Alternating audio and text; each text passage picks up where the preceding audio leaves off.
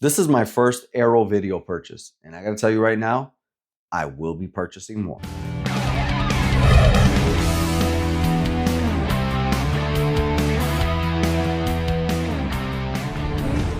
What's going on, people? I'm Alex Thorn, and we are in October. It is Halloween season, and I had to start Halloween season off with Friday the 13th.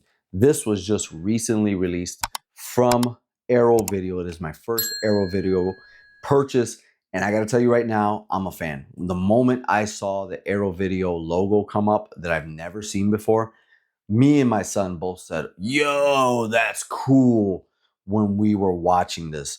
Now, I've seen this movie plenty of times, Friday the 13th, the 2009 remake, but I didn't realize that the entire time that I've been watching this movie through its iterations, through DVD, Blu-ray, and now 4K restoration, that I was always watching the killer cut and have never known what was different from the theatrical cut because I didn't see this movie in theaters.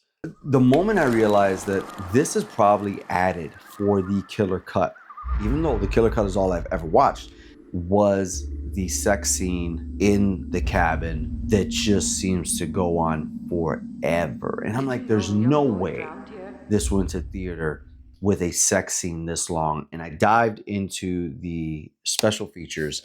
It was the review with the writers of this movie, Mark Swift and Damian Shannon, when they came out and said that that scene was extra long and didn't work, so they had to cut it down. And they also mentioned that the sister, which is the main character that gets abducted by Jason in this movie, they wanted to cut back and forth between the sex scene and her getting up to the window. And they're like, it didn't work. No shit, it didn't work. They clearly in the movie state that they're upstairs. She's running on the ground. How does she end up at the same window upstairs that they're having sex at before Jason pulls her away? So it's stuff like that that I never realized before until I watched it on 4K. Just because maybe it just looks so good that I was ultra glued to the screen. Now, I'm telling you all of this while I also said I watched it with my son, but he had to turn around for that part and I put it on mute. So you guys don't have to worry about that. But Friday the 13th, 2009 is definitely remembered better now than when it came out. It was not received well. And at that time, the movie that really started all of the remake hype was Texas Chainsaw Massacre in 2003, which I loved. I loved that. I loved the beginning. And we know it went on to Texas Chainsaw 3D, which was But that got made, and then this got made. And following this was Nightmare on Elm Street. Nightmare on Elm Street deserved all the hate that it got. It deserves all the hate that it's going to get forever. And we'll talk about that another time. This movie deserves none of the hate. This movie, instead of being a shot for shot remake of Friday the 13th, thank God it wasn't, or completely changing the mythos.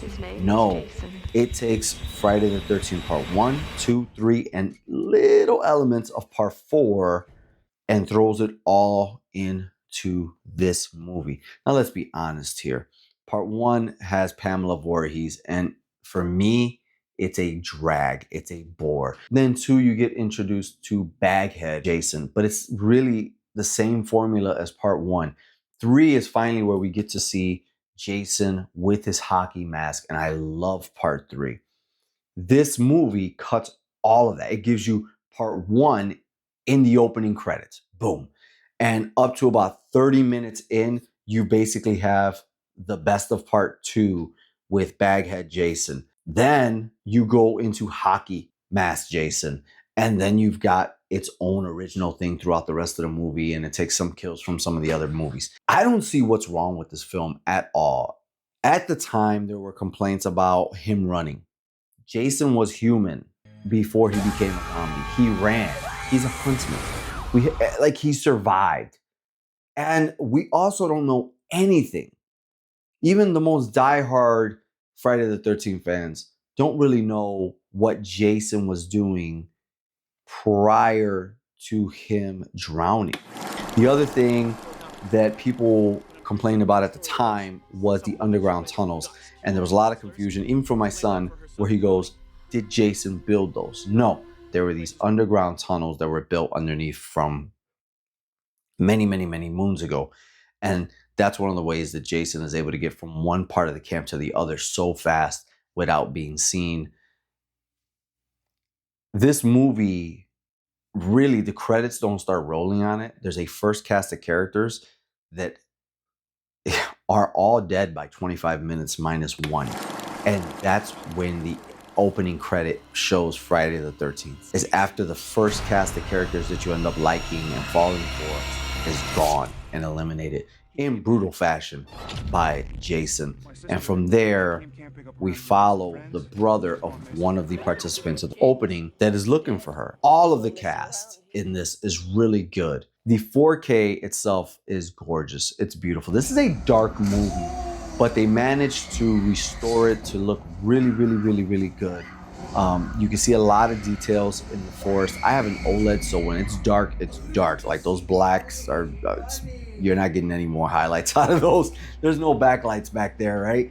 I think the thing I'm most happiest about, and I think it's the same thing that everybody's happy about with this release, is this damn box. This cover is just so cool. And yeah, I'm totally cool with paying $33 or whatever it is I paid for this cover. I mean, I was never highly impressed with the original Blu-ray cover. Just gotta tell you, man, this movie looks gorgeous, and this box is the most gorgeous thing about it. You know, if you haven't seen the movie in a long time, give it another shot, pick it up. If you're a fan, you gotta pick it up regardless. I'm gonna give Friday the 13th, the 2009 remake, 4 bandanas out of 5. What do you think of this beautiful 4K restoration? Let's talk about it down below. It's October, it's spooky season, and you know what you gotta do if you want to see more horror? You gotta join this channel's membership. That's right, Thorn Theater has real deal membership laminated cards for all of you Thornaholics out there and horror lovers. Not only that, but you get to request your own reviews. Let's say there's something out there you're really dying for me to review, but the masses may not want it, or it's not something that's gonna move the numbers. Guess what? You pay. You control the narrative. You get early access to videos, live only chats, as well as exclusive watch-alongs just for members right here on this channel. And if you don't feel like committing to that, you can always leave me a super chat, super thanks, or buy me a coffee. And that's right, buy me a coffee right now is a way that you can support somebody like me for making videos just for you guys, doing what we love to do. But guess what? If you buy me a coffee, at least you're fueling the journey. And right now, Buy Me a Coffee has an update to where when you leave your note of why you have gifted me coffee, I can respond back to you in video form. People, let's continue down the horror train in October. I'm Alex Thorn, and I gotta rock out, watch some horror movies, and review them for you.